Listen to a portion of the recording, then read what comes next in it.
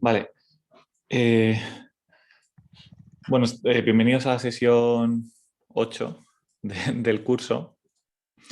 Si volvemos un momento la mirada hacia las sesiones anteriores, veremos que hasta ahora en todos los contextos que hemos estudiado, ya sea en las utopías británicas, en la vuelta a la historia italiana, en las propuestas urbanas del Tim Ten o incluso en la obra tardía de Mies y Le Corbusier, siempre lo que encontramos es un rechazo a ciertas partes de la modernidad arquitectónica de entreguerras. Aunque hablar de la modernidad arquitectónica de entreguerras, como hemos visto, no es demasiado sencillo porque hay muchas diferentes interpretaciones sobre lo que esto significa. Pero sí que se ve en la arquitectura de posguerra, de momento, hasta el momento, hasta lo que hemos visto, un rechazo a ese lenguaje más ortodoxo que se identifica con el estilo internacional. Y hay una búsqueda de nuevas fuentes con las que realiza una revisión crítica de este lenguaje y de esta arquitectura moderna. Estas fuentes, como hemos visto, podían ser la técnica constructiva, por ejemplo, en el caso de Mies, la autobiografía, en el caso de Le Corbusier, la tecnología, en el caso de los británicos, y en la clase anterior vimos también cómo la historia y la tradición se podía utilizar como fuente para renovar y enriquecer el movimiento moderno. En esta sesión lo que vamos a hacer es analizar otra de las fuentes, otra de las vías exploradas por los arquitectos de posguerra para el enriquecimiento de la arquitectura moderna racionalista, eh, eh, para el enriquecimiento del estilo internacional. Esta fuente es la antropología. Por antropología me refiero a la ciencia social surgida de las escuelas de filosofía, sobre todo, y sociología en parte, que se centra en el estudio del ser humano, de la naturaleza humana en cuanto a las características que la diferencian de otros seres o cosas que pueblan el planeta Tierra. Aunque la antropología se divide en varias subdisciplinas, que como son la antropología cultural, la antropología lingüística, paleoantropología y antropología arqueológica, nos centraremos sobre todo en la antropología cultural o sociocultural, que es la parte de la disciplina que más impacto tuvo en la arquitectura y que se centra en el estudio del fenómeno conocido como cultura, en la diversidad de culturas. Sería imposible realizar aquí una definición rigurosa del término cultura, porque es un término muy complejo, muy discutido y con muchísimas definiciones distintas, pero sí que podemos decir que la cultura es algo así como todo el conjunto de significados o sentidos compartidos por un grupo de personas, desde métodos de producción o fabricación de objetos hasta creencias religiosas, ritos colectivos, tipos edificatorios, artes pictóricas o musicales, etc. La antropología, que es una rama del conocimiento que surge a finales del siglo XIX, se encarga principalmente del estudio de este fenómeno, de todos estos fenómenos que he hablado, formas de vida, estructura social, creencias, etcétera, que componen la cultura. Pero sobre todo la antropología se dedicó al estudio de aquellas culturas que no son la nuestra, es decir, aquellas culturas extrañas. ¿Por qué se centró la antropología en el estudio de las culturas extrañas? Porque el objetivo inicial de todo estudio antropológico es realizar un análisis comparativo entre las distintas culturas para poder realizar generalizaciones. Es decir, para poder hablar de las características que tiene el ser humano, no como individuo perteneciente a ninguna cultura en concreto. Y para ello se acude a culturas distintas a la nuestra, porque la primera cosa en la que estarían de acuerdo todos los antropólogos es que nuestra cultura no es la única, ni mucho menos es la única válida. Y que las otras culturas, que no son como la nuestra, hay muchas cosas que aprender sobre la naturaleza del ser humano. Bien, antes de empezar a hablar del impacto que tuvo esta disciplina en la arquitectura, estaría bien también aclarar la diferencia entre etnografía y etnología. Se llama etnografía al estudio de grupos culturales o etnias distintos al nuestro, a través de distintos métodos como el trabajo de campo, la observación participante, etcétera, que son típicos métodos antropológicos. Y por otra parte se llama etnología al estudio comparativo de las diversas culturas entre sí para encontrar semejanzas o principios comunes, es decir, para hacer generalizaciones. Bien, hacia mediados del siglo XX, numerosos textos antropológicos como los de Marcel Griol Claude Lévi-Strauss, Franz Boas, Ruth Benedict o Margaret Mead comenzaron a inundar las librerías europeas e incluso las revistas de arte y de arquitectura. El arte de culturas no europeas empezaba a difundirse por Europa y los arquitectos empezaban a viajar a países a países de África, Sudamérica, Asia y Oceanía, y traían de esos países numerosas fotografías, dibujos, bocetos e incluso numerosos objetos que compraban allí y que incluso algunos llegaron a coleccionar. A lo largo de los años 60 y 70 ya podemos hablar de un nuevo fenómeno en el mundo de la arquitectura y por primera vez una parte importante de los arquitectos empiezan a aceptar las consecuencias de lo que se ha llamado relativismo cultural y antropológico, que es la idea de que no todas las culturas pueden ser medidas según los mismos patrones de desarrollo. Estos arquitectos que se adhieren a esta idea del relativismo cultural rechazan los adjetivos de primitivo o subdesarrollado cuando se utilizan como referencia a otros pueblos, a otras culturas, y asumen que la cultura occidental no es ni mucho menos superior a las demás, aceptando la pluralidad y la diversidad cultural. En este grupo de arquitectos, por ejemplo, podemos destacar a Aldo Van Eyck, que es buen conocedor de la teoría antropológica de su tiempo y que realizaría un alegato en favor de recuperar la significación antropológica de la arquitectura.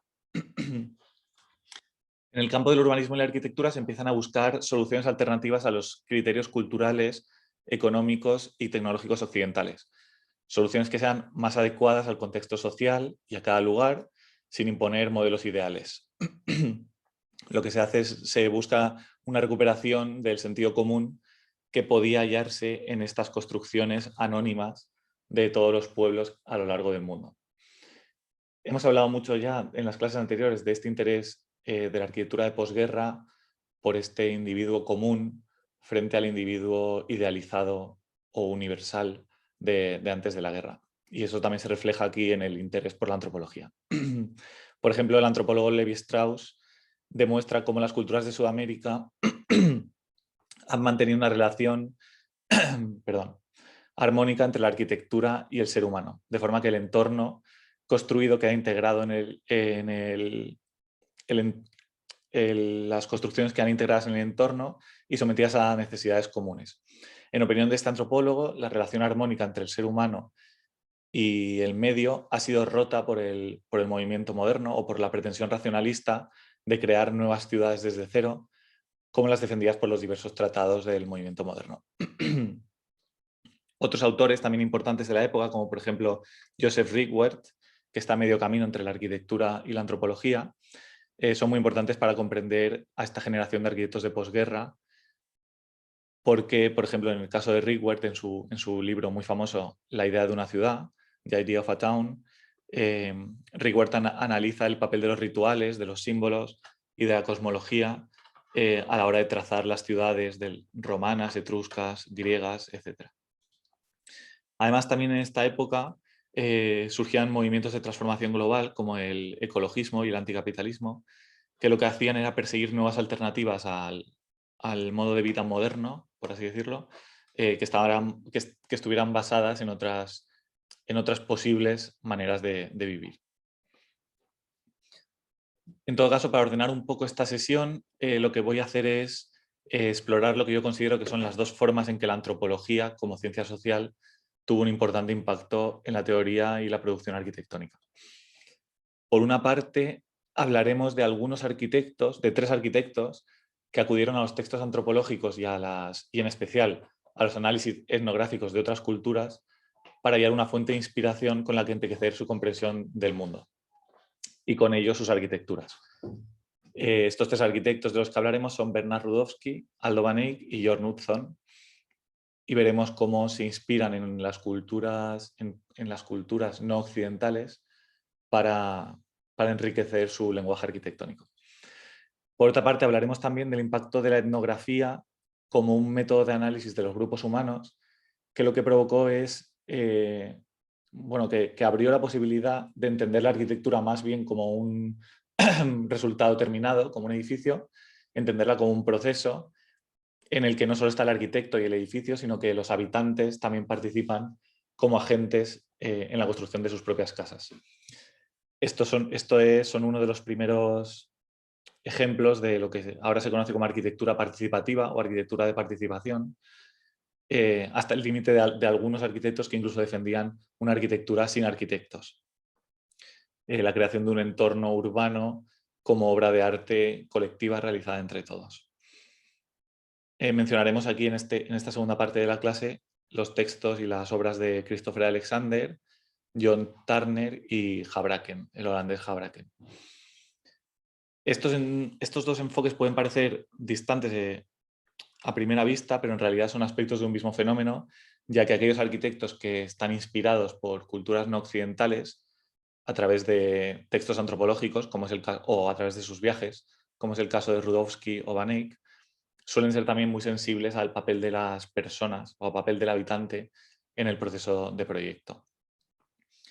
Y aquellos arquitectos que defienden una arquitectura hecha por los habitantes, como por ejemplo Christopher Alexander, también buscan su inspiración en culturas no occidentales. Por lo tanto, estos dos enfoques, en cierto modo, están muy relacionados entre sí.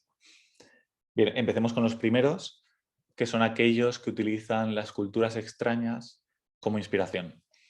Estoy usando la palabra otro, es una palabra muy usada en textos antropológicos. El otro es siempre aquel que es distinto a nosotros. No es ni el yo ni el tú, sino que es otro que debo otro que no entiendo directamente, sino que debo hacer un esfuerzo para comprender, para ponerme en su lugar, por así decirlo. Bien, el punto de partida para analizar el impacto, recordemos, este primer caso son aquellos arquitectos que utilizan las culturas no occidentales o las arquitecturas vernáculas, como veremos, como fuente de inspiración. El punto de partida para analizar el impacto que tuvo la producción en la producción artística, aquellas arquitecturas de otras culturas que podríamos llamar exóticas, pero exóticas en el sentido de extrañas, no en ningún otro sentido, o estas culturas otras, como yo las he llamado. El punto de partida deberían ser quizás estos artículos del antropólogo francés Marcel Griol en la revista francesa Minotaure, que se publicaron hacia 1933. En estos artículos, y también en su libro muy conocido y muy importante en la época, llamado Dios de Agua, lo que hace Griol es narrar su viaje a la tierra de los dogones. Los dogones son un grupo de personas que viven en el país de Mali, en África, y que se caracterizan, o esto es lo que Griol contaba en sus textos, aunque luego ha sido disputada, estas ideas han sido un poco disputadas, se caracterizan por tener una cultura que está particularmente integrada y que es muy coherente. En la narración del antropólogo francés Marcel Griol, que se realiza mediante una serie de entrevistas a los nativos, las formas artísticas y constructivas de estos dogones, que vemos en las imágenes, estaban integradas casi a la perfección con sus creencias religiosas y con su cosmovisión. Por ejemplo, la forma del granero, por ejemplo, de los dogones, pues se supone, la forma del universo, o la división de los cultivos emula la división en bandas que tiene el mundo, o por ejemplo, la forma de la ciudad, como vemos en ese esquema, tiene una forma como de cuerpo de ser humano, una forma antropomórfica, etc. Sin duda, estos textos y también estas máscaras Dogon tan características que vemos en las imágenes de la izquierda, tuvieron un impacto enorme en los círculos artísticos y arquitectónicos de la época, sobre todo porque se habían publicado en una revista de arte, que era la revista Minotov, y además con la participación de un surrealista que había ayudado a escribir los textos, etc. De todas formas, este impacto inicial que tuvieron estos textos, estas imágenes y estos textos de Griol en los círculos arquitectónicos se limitó en realidad a una serie de imágenes exóticas que estaban poco o nada relacionadas con la arquitectura. Aunque sin duda es un episodio muy importante porque marca el inicio del interés de muchos arquitectos de la época por el mundo de la antropología y del arte etnográfico. Por ejemplo, en el caso del arquitecto holandés Aldo van Eyck, su interés por la etnografía y por la antropología viene justo de estos primeros textos de Griol publicados en esta revista francesa. Pasamos entonces directamente al primer arquitecto del que voy a hablar como uno de los arquitectos más influenciados por las culturas no occidentales, que es Bernard Rudowski. Y en concreto empezaremos hablando de él a partir de esta exposición llamada Arquitectura sin arquitectos, que se realizó en el 1964 en el Museo de Arte Moderno de Nueva York.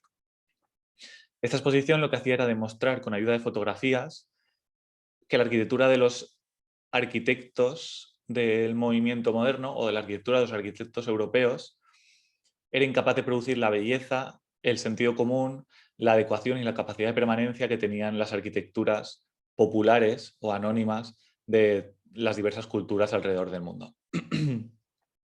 La exposición se había proyectado como una exposición de carácter pedagógico, una exposición poco importante del museo, un evento de poca importancia, pero se terminó convirtiendo en una exposición muy importante que viajó por más de 80 países y de la que se escribió un catálogo que además está traducido a muchísimos idiomas y que es hoy en día uno de los libros más importantes de arquitectura de la época y uno de los libros más estudiados, que se llama también Arquitectura sin arquitectos.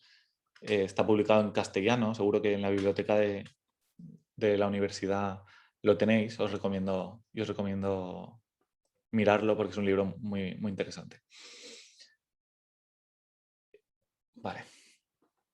En síntesis, esta exposición era un compendio de lugares, de imágenes, de arquitecturas anónimas en todos los lugares del mundo, desde poblados Dogon, como he dicho antes, de la misma cultura que había estudiado este antropólogo francés, hasta plazas rurales españolas, que vemos en la imagen, casas excavadas en Capadocia, ciudades enterradas en China, arcadas italianas, pueblos en las montañas mediterráneas, etc.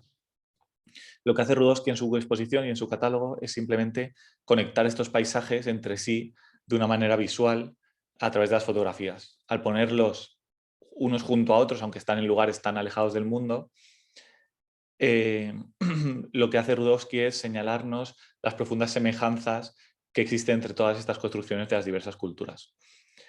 La idea de Rudowski es que eso nos debería llevar a reconocer que la arquitectura vernácula, la arquitectura que él llama arquitectura sin arquitectos, o a veces también anónima o popular, tiene unos valores universales que responden a las cualidades esenciales de la arquitectura humana. Además, Rudowski nos presenta esta arquitectura sin arquitectos como una serie de formas sofisticadas de las que los arquitectos modernos tienen mucho que aprender. En absoluto las interpreta él como construcciones primitivas o subdesarrolladas, ya que son palabras que el arquitecto Rudowski evita y rechaza, sino que las considera más bien como una fuente con la que la arquitectura moderna podría enriquecerse y mejorar.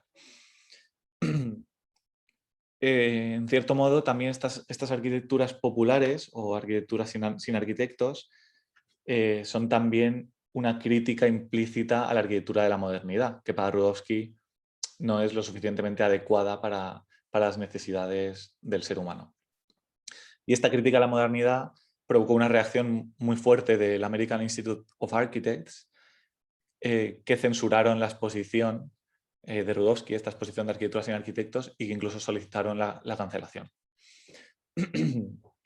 Rudowski fue un arquitecto, crítico, comisario de exposiciones, editor, diseñador de ropa, inmobiliario, fotógrafo, investigador y también profesor de arquitectura.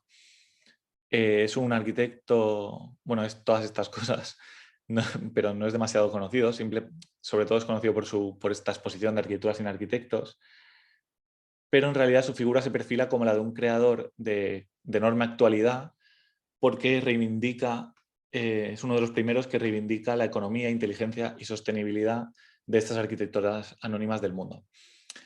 Estas arquitecturas él las analizó y las estudió gracias a numerosos viajes que realizó a lo largo del mundo y que documentó mediante fotografías y textos y bocetos. Vemos aquí algunos de los dibujos que hacía en Grecia o en algún pueblo italiano, y en el mapa un poco trazado los recorridos que hizo por el mundo. El viaje es entonces, en el caso de Rudowski, uno de los componentes esenciales de su pensamiento, tan esencial como también fue el viaje, por otra parte, para Le Corbusier, por ejemplo, que publicó su viaje a Oriente, aunque en el caso de Le Corbusier lo más lejos que llegó fue Turquía, seguramente por los medios de transporte de su época. En cambio, lo que caracterizará a estos arquitectos de posguerra, bastante más jóvenes que Le Corbusier, es que por primera vez el avión les permite viajar a lugares que antes eran inaccesibles, y la popularización del turismo, el desarrollo de la industria del turismo, les permite visitar culturas muy diferentes a las europeas. El mismo Rudowski decía la frase «la vida como viaje y el viaje como estilo de vida». Rudowski, por supuesto, viajó mucho, pero además también se mudó muchas veces, vivió en muy distintos lugares, vivió en España, vivió en Italia, en Estados Unidos, en Brasil, y todas estas experiencias las documentó en cuadernos, dibujos y sobre todo dibujos como estos y sobre todo fotografías. Son esas fotografías, este tipo de fotografías, las que Rudowski utiliza en su exposición del Museo de Arte Moderno de Nueva York, que luego, y en su libro Arquitectura sin arquitectos, que luego amplió con dos publicaciones más teóricas, que son Calle para la gente, Street for People, en el 69, y Los constructores prodigiosos, The Prodigious Builders, en el 77. Es importante también entender que la aproximación de Rudowski a estas arquitecturas de otras culturas, no es en absoluto científica ni sistemática, ni pretende ser objetiva, sino que es una aproximación como arquitecto. Es decir, una aproximación que construye una mirada crítica en la que la arquitectura tradicional se entiende como un material que nos debe servir para construir el presente, como una fuente de inspiración que es inigualable para el hombre industrializado. O sea que esta mirada de Rudowski posee el componente creativo propio de la arquitectura y aspira a una cultura contemporánea que sea la síntesis de todas las épocas y de todos los países. ¿Por qué cree Rudowski que hay que estudiar todas estas arquitecturas otras o estas arquitecturas extrañas? Porque Rudowski piensa que la historia de la arquitectura occidental, tal como se había escrito por los historiadores en los tratados ortodoxos o en los tratados canónicos de arquitectura, no se había referido más que a unas pocas y selectas culturas y que omitía numerosas zonas del mundo y momentos de la antigüedad, y por tanto presentaba una imagen arbitraria y muy incompleta de la arquitectura como tal. Él cree que hay que completar estos tratados canónicos de la arquitectura con todas estas con todas estas arquitecturas de otras culturas que hasta ahora habían sido ignoradas.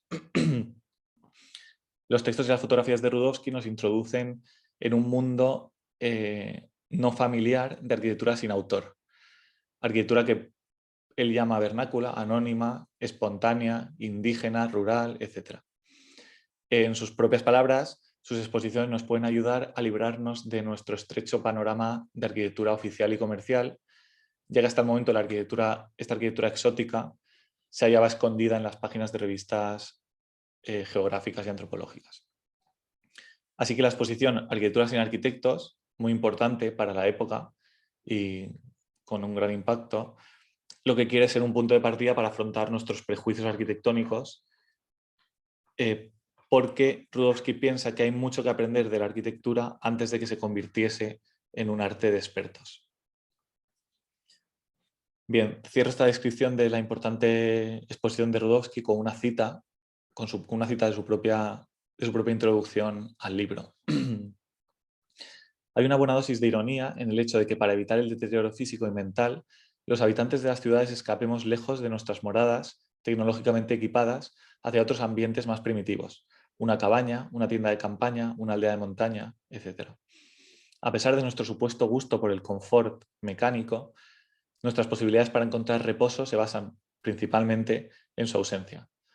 Es decir, Rudovsky señala la ironía de que eh, nosotros, que somos tan avanzados y estamos tan rodeados de máquinas y de, y de, y de aparatos electrónicos, para poder encontrar la tranquilidad, al final todos nos vayamos al monte a caminar o a una cabaña o a una aldea pesquera a pasar una semana, etc. Bien, terminada esta descripción de la exposición, hay que añadir que Rudovsky no solo se interesó por la arquitectura de estas culturas extrañas, sino sobre todo por las otras y diversas maneras de vivir que encontraba en estas culturas. En sus textos, Rudovsky afirma directamente que lo que necesitamos no es una nueva forma de construir, sino una nueva forma de vivir. Y por eso escribió numerosos textos sobre los hábitos de vida de diversas culturas, culturas existentes en el momento, tanto como culturas desaparecidas como la griega, y cómo eso podía utilizarse hoy para mejorar, para enriquecer la manera de vivir occidental. Rudovsky denuncia, por ejemplo, voy a poner dos ejemplos de este interés por las maneras de vivir, por las maneras de vestir, de comer, etc. Rudovsky denuncia los prejuicios sociales y las atrofias que nuestra sensibilidad ha sufrido a causa de la moda, por ejemplo. Habla del ataque contra el cuerpo de prendas como los corsés, los tacones, el traje o el zapato moderno. Por ejemplo, aquí vemos una exposición de Nivola, que es un amigo de Rudovsky, y vemos cómo en la exposición lo que hace Nivola es construir como esculturas de mujeres con el cuerpo que se supone que deberían tener si siguiésemos los cánones estéticos de la moda de cada una de las épocas. Y habla un poco de cómo el corsé lo que hace es violentar el cuerpo y oprimir el cuerpo, y cómo la moda no se ajusta a la fisionomía del cuerpo humano, y en este caso concreto del cuerpo de las mujeres. De hecho, Rudovsky no solo se queda en esta denuncia de la moda o de cómo la moda no se adapta al cuerpo humano, sino que él incluso llega a diseñar sus propias prendas amplias, versátiles y muy baratas de producir, que están un poco inspiradas en el kimono japonés, y de hecho hizo varias para su mujer y su círculo más íntimo de amigos, basadas en esta idea de una prenda amplia, fácil de poner, fácil de quitar, cómoda, que ocupe poco espacio cuando está doblada, etc. Y también diseñó telas, distintos estampados para diversas compañías. Otro ejemplo es el de los zapatos, de los zapatos modernos, que Rudovsky critica con esta imagen. Vemos aquí un zapato de varón, el típico zapato de 5 cordones que los hombres llevan en las bodas, etc., hoy en día. Y vemos a la derecha el supuesto pie que encajaría en este zapato, que es un pie simétrico con un dedo gordo en el centro y casi con forma de triángulo. O sea, el pie que mejor encajaría en este zapato. Lo que hace Rudovsky otra vez es denunciar la forma del zapato y el poco sentido que tiene si pensamos en la forma real de un pie, del pie de un varón, en este caso, o de un ser humano. De hecho, igual que con las telas, Rudovsky fundó la empresa Bernardo Sandals y se le reconoce como el introductor de las sandalias en Estados Unidos. Estos son algunos de los modelos. Creo que incluso hoy en día la empresa sigue existiendo y aún se pueden comprar sus sandalias. Rudovsky lo que hizo es recuperar el calzado utilizado el calzado que está en los grabados de las vasijas griegas, por ejemplo, o también el calzado que seguían utilizando aún en ese momento culturas que se consideraban menos avanzadas, pero que en su opinión estaban mucho más avanzadas en relación al calzado y su adaptación al cuerpo humano.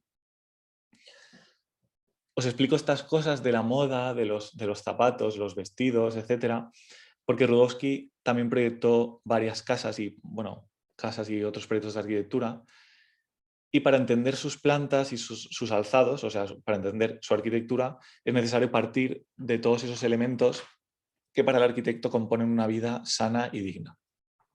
Por ejemplo, en la memoria de esta casa, que es una casa diseñada para su mujer, en la isla de Procida, en 1938, Rudowski apenas habla de arquitectura.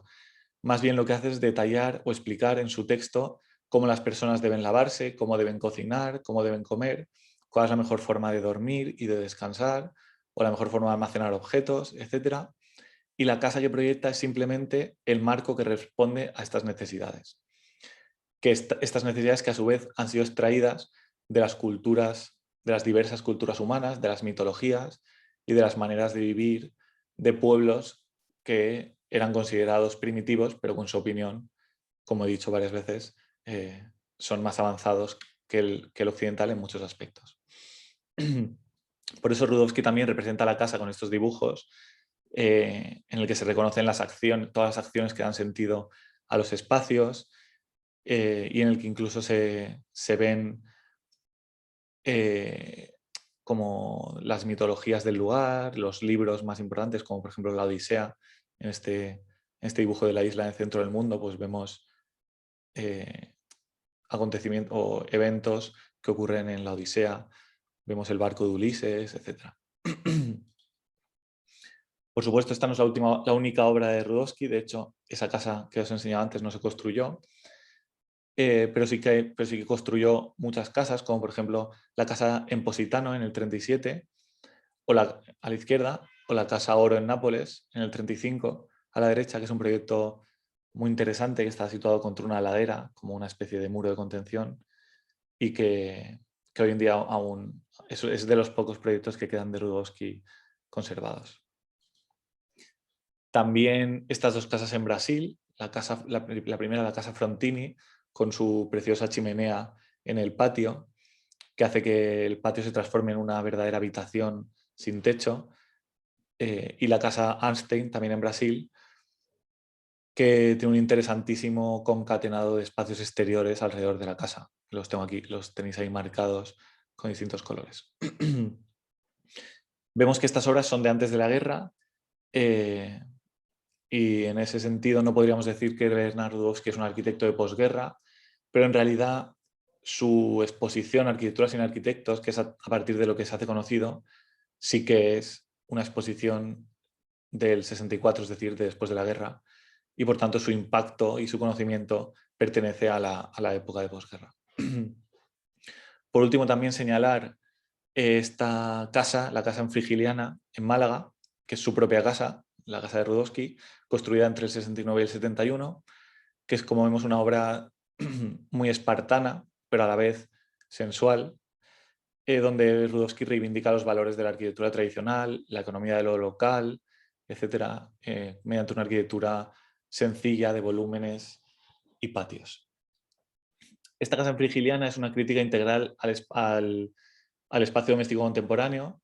Reivindica, por ejemplo, el espacio vacío frente a la acumulación de objetos, la liturgia del baño, la liberación del cuerpo en el interior de la casa, un vivir sensual en armonía con el paisaje, la topografía.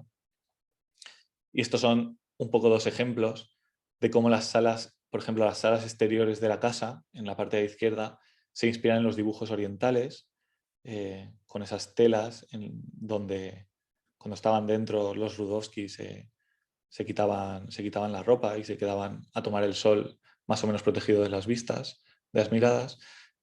O, por ejemplo, el caso del baño, como esta liturgia del baño la toma Rudowski, pues, de los grabados medievales y también de las tradiciones orientales.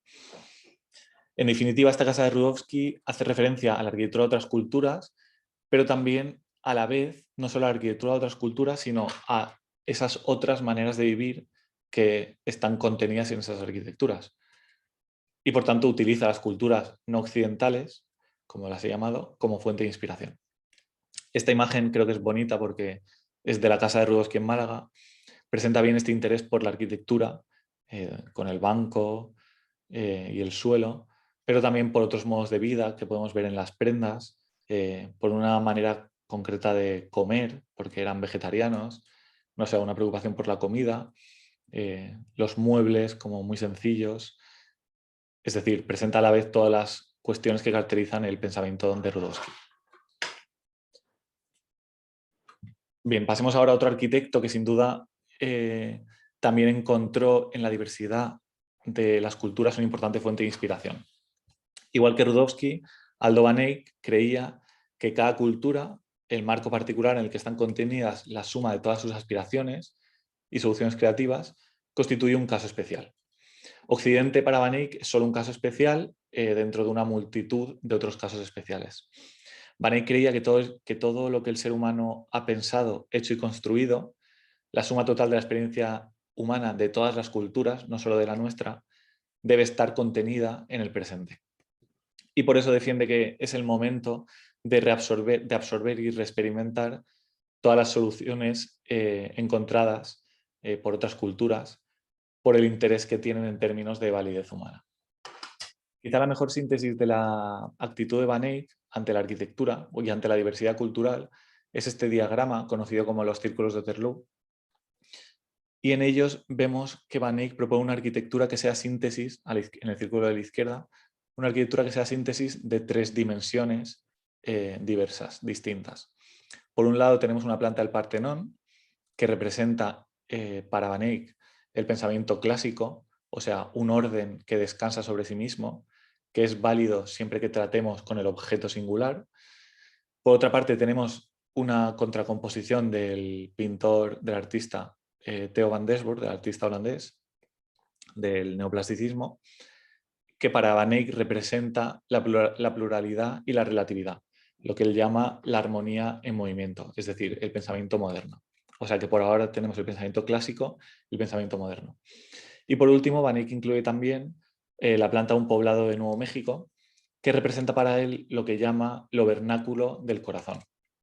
Es decir, la extensión del comportamiento colectivo a la forma construida de una manera casi sin arquitectos, de una manera espontánea.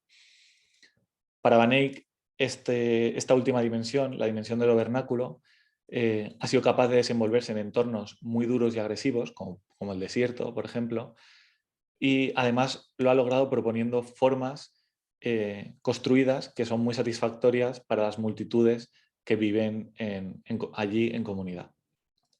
Es decir, han logrado resolver el problema del gran número, que era un problema que preocupaba de cómo alojar a las multitudes, que es el problema que preocupa a Van Eyck y a sus compañeros de la época.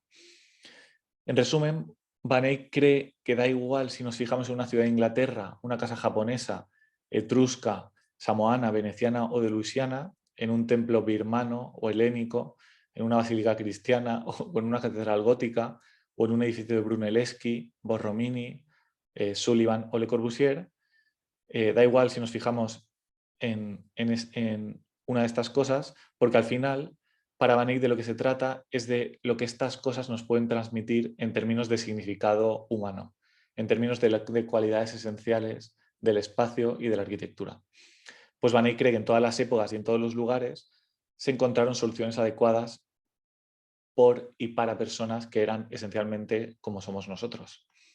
O sea que como Rudowski, Van Eyck piensa que estas culturas, otras culturas, son perfectamente válidas y que tienen mucho que enseñarnos. Como vemos en estas imágenes, bueno, estas son algunas imágenes de proyectos de Van Eyck junto a fotografías de sus viajes y una espiral con fotografías de viajes de Van Eyck. Como vemos, Van Eyck también, como Rudowski, viajó mucho y realizó numerosas fotografías. Como ya hemos hablado en otras clases de Van Eyck, no voy a detenerme demasiado en sus obras, aunque sí que me gustaría señalar que, como demuestran estas fotografías, que ya os he enseñado varias veces, del interior de su casa en Lunen, que es un proyecto de 1964, Van Eyck mostró a partir de los años 60 un interés enorme por el arte etnográfico. El arquitecto se convirtió en un coleccionista de objetos etnográficos, escudos, vasijas, máscaras, figuritas, collares, lanzas, etc. Y los dispuso en su casa junto con su colección de arte moderno. Esto no sería demasiado importante, el hecho de que Van Eyck coleccione objetos, si fuese simplemente un hobby y algo separado de su arquitectura, no sería demasiado importante. Pero la realidad es que Van Eyck está obsesionado con estos objetos hasta el punto de fotografiarlos una y otra vez e incluso de cogerlos, transformarlos en diapositivas y utilizarlos una y otra vez en sus conferencias y en sus clases. El arquitecto, como vemos en este vídeo, por ejemplo, a la izquierda, el vídeo de la izquierda es una conferencia de Van Eyck con algunos objetos de su casa que utiliza para hablar de arquitectura. El vídeo de la derecha es Van Eyck enseñándonos objetos dentro de su casa.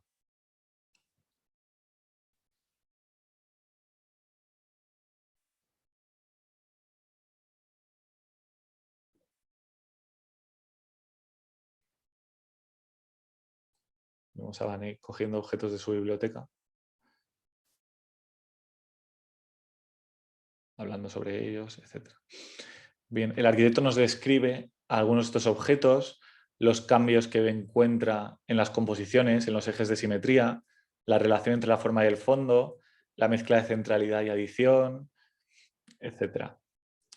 Y además Van Eyck explica estos objetos junto a sus edificios, por lo que debemos suponer que tienen mucho que decirnos, estos objetos etnográficos, mucho que decirnos de su pensamiento. Y además los explica también junto a otros objetos de su colección de arte moderno y diversos edificios como la iglesia Santa María del Apache en Roma, etc. Es decir, Van Eyck lo que está haciendo es hacer realidad su diagrama de los círculos de Waterloo en su propia casa, donde tiene objetos clásicos, modernos y objetos vernáculos. Y esto lo quiere trasladar a su arquitectura, sintetizando en sus proyectos estas dimensiones moderna, clásica y vernácula. No voy a hablar de sus obras, pero sí que quiero poner 3 ejemplos de 3 objetos de la colección de Van Eyck y cómo Van Eyck pudo encontrar en ellos inspiración. Tomamos, por ejemplo, de la casa, vemos arriba es una foto de la casa con un cuadro, es una pintura de Piet Mondrian, el pintor del movimiento neoplasticista holandés, titulada Composición con rectángulos de colores, de 1917. Esta pieza, esta pintura, ha formado parte de la colección de Aldo Van Eyck desde sus inicios y nos puede servir para explicar el policentrismo que vemos en alguna de sus obras, como por ejemplo en los playgrounds de Ámsterdam. Vemos que en los playgrounds, en la planta que está abajo justo de la pintura, los elementos del juego, los columpios, los bancos, los árboles o los areneros, están dispuestos sobre el plano del suelo casi como centros que establecen entre sí relaciones de reciprocidad y cualifican el espacio a su alrededor. Vemos que en la pintura de Mondrian pasa algo muy similar. Cada cuadrado de color de la pintura constituye un centro que se relaciona con todos los demás, un punto desde el que podemos iniciar un viaje por el interior de la pintura. Del mismo modo que pasa en el cuadro de Mondrian, los elementos de juego en los playgrounds de Van Eyck son fragmentos, formas elementales, centros, como él dice, desde los que percibir y habitar el lugar. Podemos coger también este otro objeto, que es una escultura de las Islas Salomón, de uno de los dioses de las culturas de las Islas Salomón, que tiene las manos son peces, la cabeza es un pez, los pies son peces.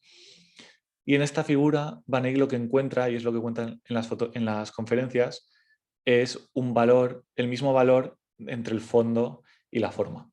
Leeré lo que dice Van Eyck.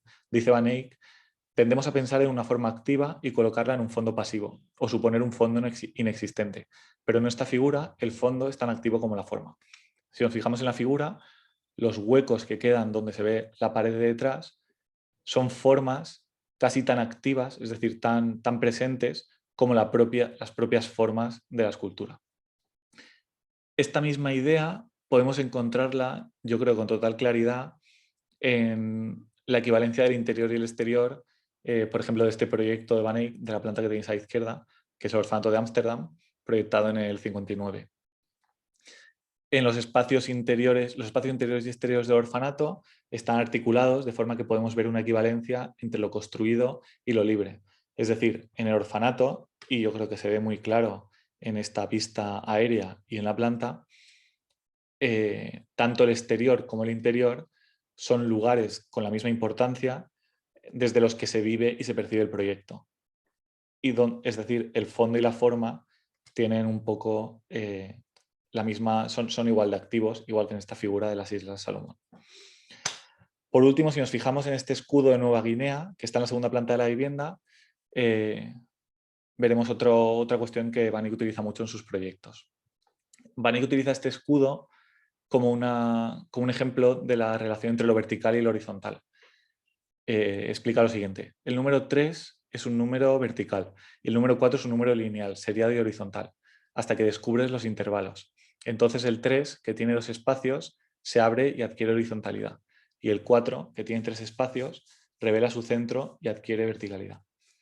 Bueno, no voy a entrar tampoco demasiado en detalle a hablar sobre este escudo, pero esta idea de la importancia de los intervalos y de los ejes y esta mezcla de los números horizontales y verticales lo vemos en muchos proyectos de Van Eyck, como por ejemplo en esta Iglesia Católica de La Haya, donde Van Eyck señala a la vez los intervalos de las distintas crujías y los ejes de esas crujías al situar los lucernarios en el centro en su centro. De forma que produce una hibridación entre la horizontalidad y la verticalidad. Lo que quiero decir, como veis, es que Van Eyck en sus objetos etnográficos de otras culturas encuentra una fuente de inspiración muy importante para sus proyectos. Pero no estoy diciendo en absoluto, y no quiero que se me malentienda, que Van Eyck se copie cosas de sus objetos para hacer sus proyectos, puesto que muchos de estos objetos, de hecho, no estaban en manos de Van Eyck cuando proyectó estos edificios. No se trata tanto de copiar, sino que lo que estoy diciendo es que Van Eyck viaja por todo el mundo a la búsqueda de afinidades, de ejemplos con los que enriquecer su pensamiento y su creatividad. Sus objetos, por eso, modulan su forma de mirar y hacer arquitectura, pero también a la vez sus proyectos transforman la manera en que mira e interpreta estos objetos. Se trata, por tanto, de un viaje de ida y vuelta. Pero en todo caso, que esta es la cuestión de la clase, Van Eyck aborda la diversidad de culturas como una fuente de inspiración para realizar una revisión crítica de las estrategias del movimiento moderno. Y este es el tercer arquitecto, y después haré un pequeño descanso, que también considero que empleó las culturas extrañas o las culturas ajenas a la suya como fuente de inspiración para sus proyectos. Italo Calvino, el escritor Italo Calvino, en su relato El varón rampante, nos presenta un personaje que se llama Cosimo Pio Vasco di Rondó, que al subir a la copa de un árbol descubre un mundo nuevo, un espacio aéreo que ofrece una visión superpuesta de la realidad. Así debió sentirse el arquitecto danés Jørn Utzon, del que vamos a hablar ahora, al subir por primera vez a estas construcciones mayas de Uxmal y Chichén Itzá y ver desde estas plataformas encontrar una nueva manera de mirar el mundo. Desde entonces, desde estos viajes a México en el 49, Utzon, que es conocido sobre todo por su proyecto de la ópera de Sydney, que tenéis ahí una fotografía en pequeño, nunca más volvió a bajar a la tierra o nunca más olvidó esa experiencia y es lo que trató de buscar en todos sus proyectos. Estas plataformas que Utzon descubrió en los sucesivos viajes que realizó al Extremo Oriente y Centroamérica durante los 50 y los 60, los 40 y los 50, perdón, son la imagen quizá más representativa y significativa de lo que sería su trabajo posterior como arquitecto. En su artículo Plataformas y mesetas, que va a analizar Cristian al final de la clase, encontramos este dibujo que acaba de salir, en el que aparece representado el plano del horizonte y un grupo de nubes flotando sobre él. Bien, esta imagen, dicen los que conocen su obra, que contiene en sí el germen de muchos de sus proyectos. Y esta imagen surge sin duda como inspiración tras visitar la arquitectura de culturas muy diferentes a la cultura nórdica de la que él proviene, principalmente las culturas maya y azteca. Jørn Utzon es una figura trascendental para la arquitectura de posguerra, tanto en el contexto nórdico como en el contexto internacional. A finales de los 40 y 50, como he dicho, Utzon emprendió numerosos viajes con el objetivo de obtener referencias de formas arquetípicas o formas arquetípicas se refiere a aquello que es universal o que se repite en todas las culturas. Así que Utzon emprendió numerosos viajes con el objetivo de encontrar estas formas arquetípicas de construcción. Visitó países como México, Japón, China, Nepal, India, Marruecos y otros del norte de África. De los aztecas y los mayas, Utzon aprendió esta idea de la monumentalidad sobre las plataformas, como ya hemos sugerido. De Oriente, la proporción y horizontalidad de los edificios y la forma de las cubiertas que aparecen una y otra vez en sus fotografías. Y todas estas son fotografías de sus viajes hechas por él mismo. En la arquitectura de barro marroquí encontró, y en las formas cúbicas de las aldeas bereberes, encontró un modelo de arquitectura aditiva, etc.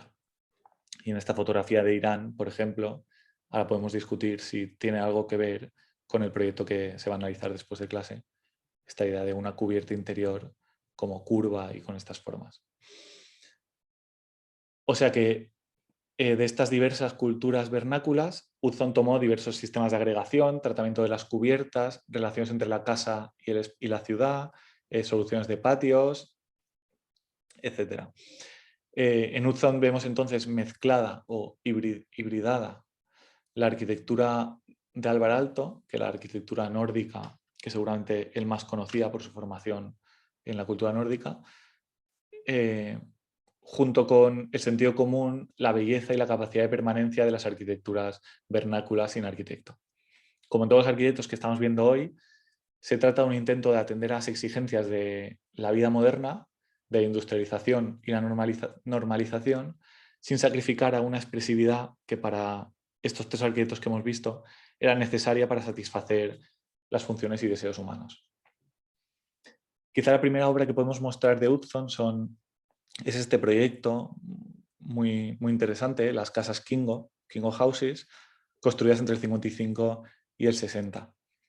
Vemos cómo están haciendo referencia a estas construcciones tan cerradas del norte de África, cuando en realidad se trata de viviendas en Dinamarca, que en principio no tendrían por qué ser tan cerradas ni organizarse alrededor de un patio, pues el clima y las condiciones son muy diferentes. También estas casas en terraza de Fredensborg y la colonia de Wilkenhof, que son proyectos un poco todos como entendidos como una serie de proyectos de la misma época. Y como vemos en todas estas obras iniciales, Utzon lo que está intentando es construir una arquitectura vernácula, una nueva arquitectura vernácula, que no solo sea danesa, sino que sea internacional, es decir, que adopte ideas de las culturas de todo el mundo. Las casas, como he dicho, aprenden de la arquitectura mediterránea y norteafricana, emplean también, como también haría Álvar Aalto, los patios, en un contexto en el que el patio no forma parte de la cultura histórica del lugar. Y Utzon logra así unos proyectos, en mi opinión, muy buenos para cualquiera que se plantee hacer una agrupación de viviendas. Son proyectos que debéis estudiar, que consideran la escala, los movimientos, los deseos y las aficiones de los usuarios, que integran un poco la espontaneidad. Por supuesto, otro proyecto de Utzon, conocido por todos, es la Ópera de Sydney, con esta archiconocida historia de cómo el arquitecto el arquitecto finlandés, Saarinen, llegó a la reunión del jurado tarde y rescató los planos de Utzon de la basura, porque habían descartado este proyecto, y Saarinen dijo que este es el que tenía que ganar, y es el que ganó, efectivamente. Y otro proyecto es esta iglesia que ahora analizaremos, la iglesia de Vaxbaer, en el que aparece el recurso que he comentado de las superficies interiores ondulantes. Como en las obras de Van Eyck y de Kahn, en las obras de Utzon el principal protagonista es la luz, cómo entra la luz en los espacios interiores.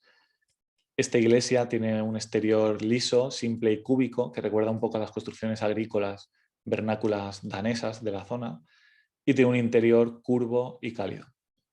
Podemos decir entonces que reinterpreta Utzon en este proyecto las arquitecturas vernáculas y anónimas.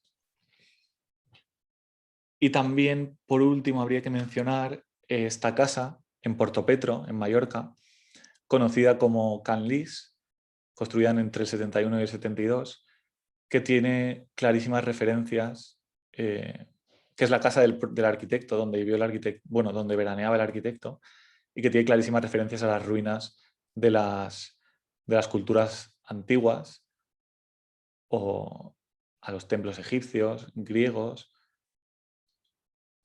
etc. Así que, en definitiva, Utzon lo que se nos muestra como un arquitecto que ha sabido integrar influencias culturales muy diversas, pero siempre lo hace desde una mirada interpretativa y creativa, confiando en las posibilidades de los nuevos materiales y técnicas que han sido utilizados a partir de las obras de los maestros de Le Corbusier y Mies. Es decir, Utzon no rechaza la arquitectura moderna, pero sí que intenta enriquecerla mediante estas influencias culturales no solo occidentales o europeas. Y esta idea de que Utzon no rechaza la arquitectura moderna, sino que lo que intenta es enriquecerla, es una característica muy importante de todos los arquitectos que hemos visto en el curso de Teoría de Arquitectura Moderna hasta el momento. Son todos arquitectos que, aunque busquen fuentes de inspiración para enriquecer la arquitectura moderna, ya sean estas históricas, tecnológicas o vernáculas, todos ellos confían en el proceso creativo, en un proceso creativo de reinterpretación de estas fuentes a las que acuden.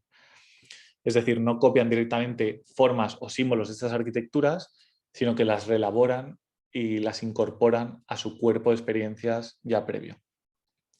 Insisto tanto en esta idea de que estos arquitectos hacen una interpretación crítica de lo que estudian, porque es una actitud muy distinta, que es una actitud moderna, o así la defino, porque es una actitud muy distinta a la que veremos en las últimas sesiones del curso, en las que empezaremos a analizar un poco el pensamiento que se ha llamado pensamiento posmoderno, en el que ya no hay una confianza en esta reinterpretación o en esta búsqueda de valores comunes a todas las culturas y que pueden ser válidos.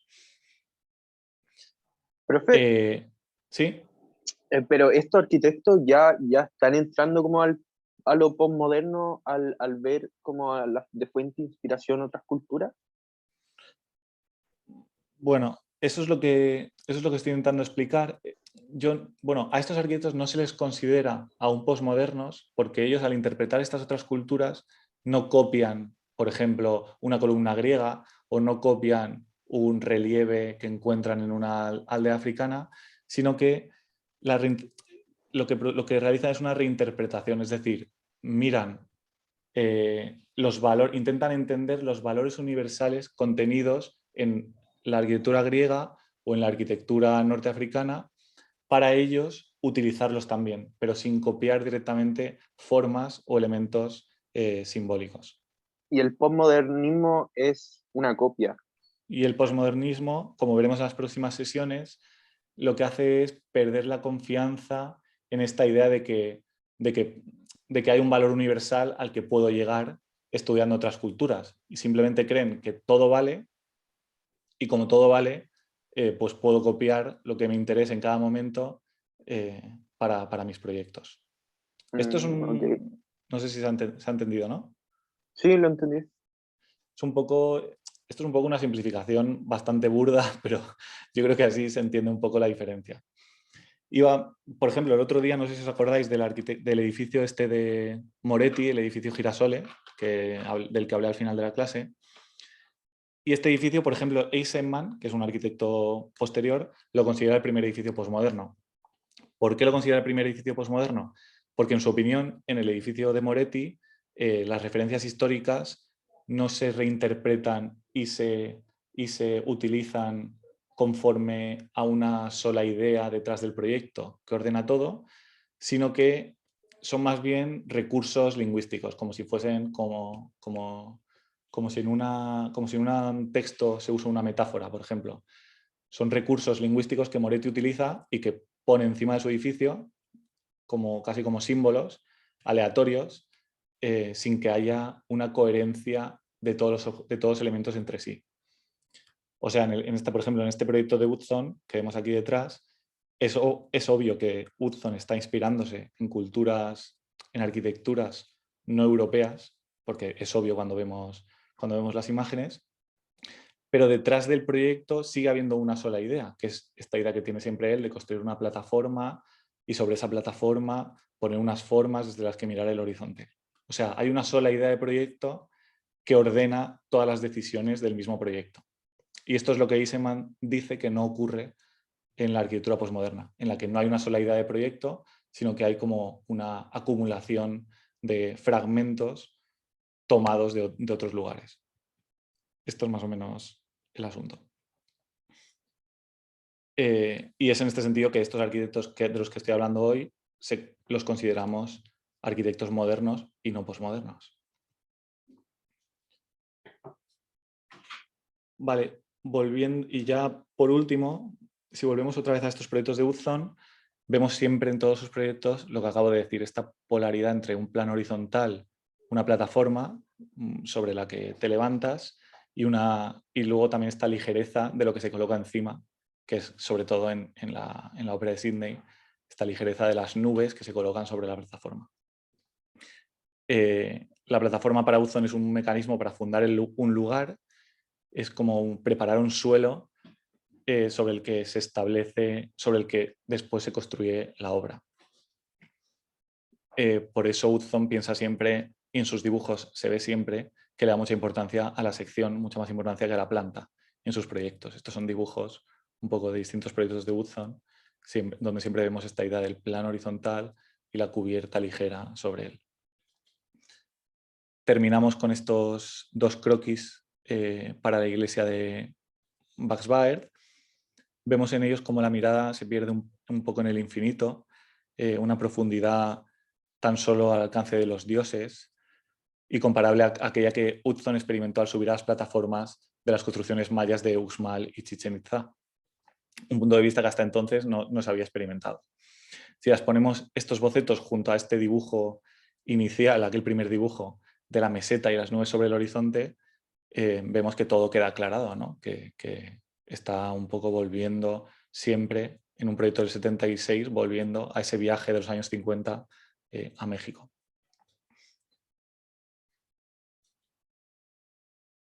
Hudson se rodeó de este paisaje formado por su propia experiencia del mundo a través de sus viajes y sus experiencias. Tomó conciencia de sí mismo e integró todas esas experiencias en su arquitectura. Aquí lo vemos sentado sobre la plataforma de su casa Canlis en Mallorca, contemplando el paisaje que le rodea, con esa mirada dirigida desde la plataforma hacia el horizonte, con el cielo y el mar, etc. De acuerdo. Ahora, para terminar, hablaré de esta otra idea. Lo primero era un poco la antropología como fuente de inspiración o otras culturas como fuente de inspiración. Ya hablaré del impacto que tuvo la etnografía como método de análisis de los grupos humanos en el pensamiento de algunos arquitectos de posguerra. La etnografía como método propio de la antropología lo que intenta es básicamente comprender una cultura extraña desde dentro, es decir, comprender la cultura desde el punto de vista del nativo. En cierta manera esto da prioridad a la cuestión de la experiencia o de la cultura conforme es sentida por los diversos seres humanos que participan en ella. O sea, ofrece una idea de la cultura como un proceso de significación o de enculturación. Los análisis etnográficos ponen el foco siempre en la experiencia y en las personas que viven en un lugar. Hacia los años 60, el creciente interés por este método etnográfico que se leía en textos antropológicos, en revistas etnográficas, tuvo también, este creciente interés tuvo su impacto en la arquitectura. Bajo esta nueva idea, esta idea de esta nueva importancia que se le daba a la experiencia o al punto de vista del nativo o del habitante, se podía entender también la arquitectura como un proceso en el que no solo hay arquitecto y edificio, sino que hay habitantes que son agentes que participan de la construcción, que pueden participar de la construcción de sus propias casas. Un ejemplo de este nuevo interés por la etnografía puede ser este estudio de Philippe Boudon, que realizado en el 67 sobre un proyecto de Le Corbusier de una serie de viviendas en Pessac. En este proyecto se interpretaba por primera vez las transformaciones que habían sufrido estas viviendas de Le Corbusier por los usuarios como un fenómeno que no tenía por qué ser negativo, sino que podía ser positivo e incluso vital. Vemos la arquitectura propuesta por Le Corbusier arriba, bueno, en la imagen de la derecha arriba, y años después cómo los usuarios la habían transformado. Y en este libro, Boudon interpretaba esta transformación no como algo de por sí negativo, sino como un proceso por el que los habitantes se habían apropiado de estas viviendas. Por supuesto, el interés por la participación del usuario toma como referencias aquellos contextos que aún no han sido transformados por la industrialización y el consumo, y en especial los países latinoamericanos, que son tomados como antecedentes por el hecho de que grandes sectores sociales de estos países aún tenían en los 70 y en los 60, incluso hoy en día, una capacidad importante de intervención activa en la configuración de sus propios hogares. En los barrios periféricos de ciudades como Lima, México, Sao Paulo, Caracas, Guatemala, etc., la gente aún se autoconstruía sus propias viviendas. Así que en estos años 60 y 70, arquitectos como Turner, Houbraken o Alexander usan estas referencias para negar el exclusivismo del arquitecto como técnico especializado que impone modelos de habitar y de comportamiento. Y lo que invocan es un poco las capacidades creativas de los usuarios. También podemos pensar, por ejemplo, en el ejemplo de Alejandro Aravena, chileno, Pritzker, Pritzker hace un par de años, premio Pritzker, que es conocido también por cómo interpreta la participación de los usuarios y cómo sus viviendas están incompletas hasta que los habitantes las acaban terminando. Lo que estos tres arquitectos, Turner, Houbraken o Alexander, defienden es una arquitectura que esté pensada en función de los usuarios y de sus posibilidades de participación. No quieren renunciar a los avances de la tecnología, pero sí que quieren superar sus aspectos negativos, homogeneizadores, contaminantes, deshumanizadores. Y vemos entonces que se trata otra vez de una revisión crítica de los principios de la arquitectura moderna. Pasaremos ahora a los tres arquitectos rapidísimo, pero decir antes que todos ellos parten de una premisa básica, que es que todo el mundo puede desarrollar la capacidad de ser arquitecto de sus propios espacios. Realizan una interpretación antropológica y material de otras culturas para romper un poco con la inercia de las sociedades de desarrollo. El primer arquitecto que he mencionado es el británico John Turner, que vivió entre el 57 y el 65 en Perú, estudiando los procesos de ocupación ilegal del suelo y de autoconstrucción de nuevos poblados. A partir del 65, Turner empezó a publicar sus experiencias en revistas de arquitectura, defendiendo el sentido común de esta arquitectura en la que el usuario interviene en la configuración. Importantes revistas como Architectural Design o Architectural Record se hicieron eco de estas propuestas de Turner, de forma que la cultura arquitectónica cayó en la cuenta de repente de que hasta entonces había reducido su actividad a pocos grupos privilegiados, mientras millones de personas vivían en casas autoconstruidas sin ningún tipo de servicios mínimos. En los textos de Turner se parte de la idea de que la vivienda se ha de entender como un proceso activo, y Turner defiende el reciclaje de materiales, el uso de los materiales del entorno y la participación de las personas en la construcción de sus propias casas. De forma implícita, lo que hace Turner es insistir en una dura crítica al movimiento moderno y en la idea moderna del ser humano universal y de una actividad arquitectónica que no tiene en cuenta la diversidad cultural y la capacidad de las personas para configurar sus propios espacios existenciales. Como adaptación de estas ideas que había un poco desarrollado en Perú al contexto europeo, Turner escribió varios libros sobre las asociaciones vecinales, como un intento de crear un modelo autogestionado de construcción, de forma que no fuesen unos pocos arquitectos los que deciden por la mayoría. De todas formas, las propuestas de Turner son fundamentalmente teóricas, ya que no aplicó sus ideas a proyectos de arquitectura. Si esta propuesta de Turner arranca de la observación de las grandes ciudades latinoamericanas, la alternativa de este otro arquitecto holandés, Houbraken, surge directamente de la crítica de los barrios europeos de posguerra, de la frialdad de estos barrios, de la repetición, el anonimato y sobre todo la falta de participación. Cuestiones que ya hemos discutido en sesiones anteriores. Houbraken presenta su propuesta en el libro que se llama Soportes, que es un libro muy conocido. Soporte es una alternativa al alojamiento de masas. Su idea se basa fundamentalmente en separar aquello del edificio que es inamovible y colectivo, como por ejemplo la estructura, las instalaciones, las aberturas, las ordenanzas, de aquello que puede ser flexible, como las distribuciones interiores, los muebles, los objetos. Y así plantea, con ayuda de una alta tecnología, en el caso de Houbraken, una arquitectura residencial que admite la flexibilidad, la elección y la sustitución. A raíz de esta propuesta se crea en Eindhoven, una ciudad de los Países Bajos, un grupo de investigación que sigue esta misma dirección de la idea de soportes y propone distintos programas piloto y distintos prototipos, distintos numerosos edificios residenciales que consisten siempre en soluciones que prevén la flexibilidad de las viviendas y a la vez la posibilidad de elección y cambio. Vemos, por ejemplo, en las imágenes, en estas tres fotografías, por ejemplo, arriba a la derecha, pues el soporte o lo fijo y cómo luego el usuario entra en la fase final del proceso para terminar de decidir cómo es su vivienda. Igual, y en las dos de abajo lo mismo. Son edificios que tienen el mismo soporte, pero que se han llevado a cabo mediante distintos procesos participativos, de forma que los resultados son muy distintos.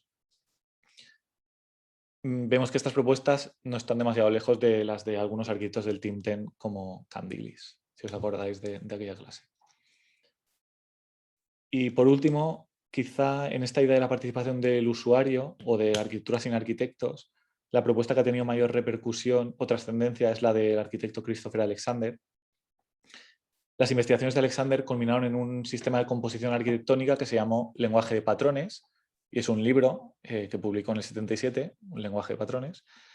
Y a lo largo de los años 60 y 70, Alexander realizó toda una serie de trabajos para cuantificar y establecer modelos sobre los procesos que intervienen en la forma arquitectónica y su relación con el contexto. El arquitecto utiliza diagramas y gráficos de este tipo, como el de la imagen con fondo negro, y propone, en defensa de una estructuración de la ciudad en malla o en enrejado, policéntrico, frente a la habitual articulación en árbol. Según Alexander, la idoneidad de ciertas relaciones espaciales es común a diversas culturas y diversas épocas, y construye una especie de moda temporal de construir que él está dispuesto a averiguar. Para llegar a este lenguaje de patrones, este moda temporal de construir, Alexander lo que hace es incursiones en los campos de la sociología, la psicología, la ecología o la antropología. Su voluntad de recuperar los valores de las arquitecturas populares le lleva a configurar este libro como una especie de catálogo de soluciones, o lo que se ha llamado también un Neufert ecologista. El libro de Alexander, aquí vemos algunas páginas, es un catálogo que se organiza en distintas escalas, desde el territorio hasta el mobiliario interior de la vivienda. Cada uno de los patrones, hay 300 creo patrones o 400, arranca con una imagen fotográfica, vemos aquí el arranque de algunos de ellos, descriptiva, y después se plantea y se resuelve el problema formal, funcional y simbólico hasta alcanzar una conclusión que se sintetiza con un dibujo. Estos patrones van desde ideas muy generales, como por ejemplo el patrón número 1, que es regiones independientes, o el 14, que es vecindad identificable, o el 26, ciclo vital, hasta patrones mucho más concretos y de detalles constructivos, como como el que veremos ahora en un momento. Se organiza en 3 escalas de la ciudad, los edificios y la construcción de diversos sistemas constructivos. Y además todos estos patrones se relacionan unos con otros en un sistema ideado por el arquitecto Alexander, de forma que cada uno se relaciona con otros patrones de temática similar. Por ejemplo, este es el patrón 203, cavidades para niños o huecos para niños. En sus análisis de las culturas humanas, Alexander llega a la conclusión de que este elemento de las cavidades en la que los niños juegan es un elemento repetido en todas las culturas.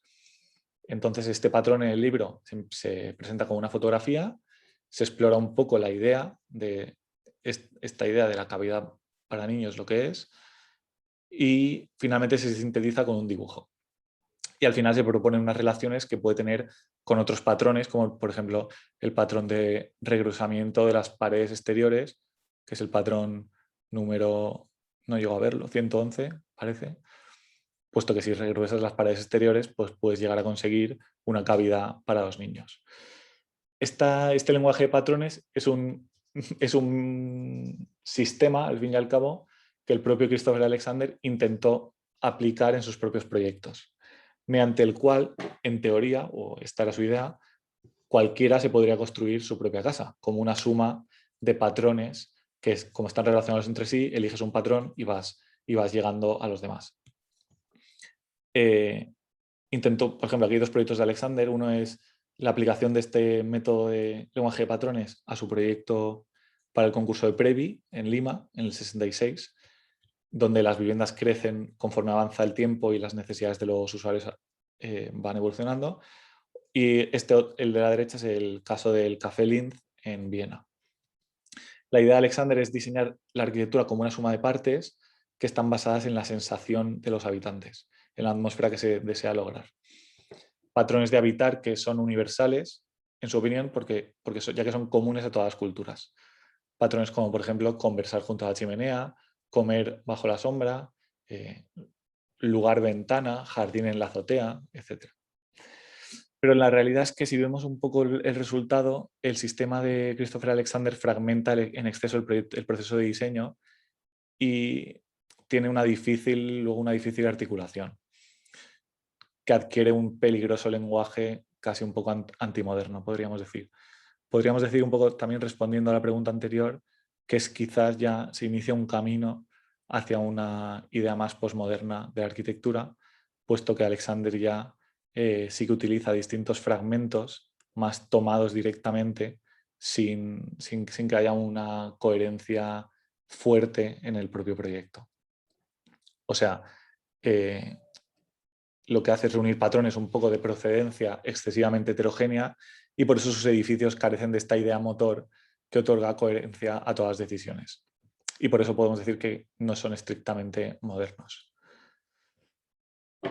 Llegamos así al final de la clase. Creo que las obras de estos arquitectos, de estos 6 arquitectos de los que he hablado, se entienden mejor cuando se estudian todas juntas, porque en mi opinión son un poco el resultado de un creciente interés por los textos antropológicos y por las ciencias sociales.